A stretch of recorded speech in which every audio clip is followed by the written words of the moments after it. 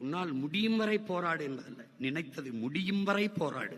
முடிய வரை போராட இல்ல, நாம் நினைப்பதை முடிக்கிற வரை போராட வேண்டும். இந்த நிலையை நம் பிள்ளைகளுக்கு விட்டு விட்டு செல்ல போகிறோமா?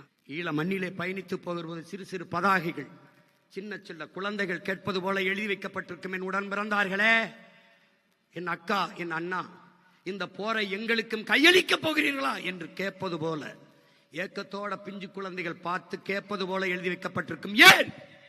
நாமே வென்று முடித்து விடுதலை பெற்ற நாட்டை நம் அடுத்த தலைமுறைக்கு ஒப்படைக்க வேண்டும் என்கிற உறுதியை ஒவ்வொரு வீரனுக்கும் தர வேண்டும் என்பதற்காக. அதேதான் உங்கள் மகன் உங்களிடத்திலே சொல்கிறேன். உங்கள் உடன் பிறந்தவன்.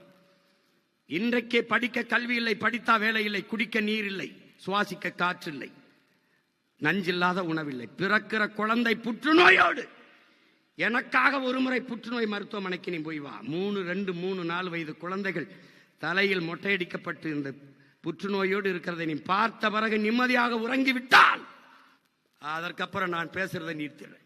ஏன்? உணவு விஷமாகிவிட்டது, காற்று நஞ்சாகிவிட்டது, நீர் விஷமாகிவிட்டது, இந்த உயிர் தேவையான 3ம் நஞ்சாகிவிட்டது. இதிலே நம் பிள்ளைகளை விட்டு விட்டு செல்ல போகிறோமா? ஆள் மாறி இருக்குது, ஆட்சி மாறி இருக்குது, ஆட்சி முறை மாறுமா? இல்லை என்ன மாறிட போகிறது பார்ப்போம்.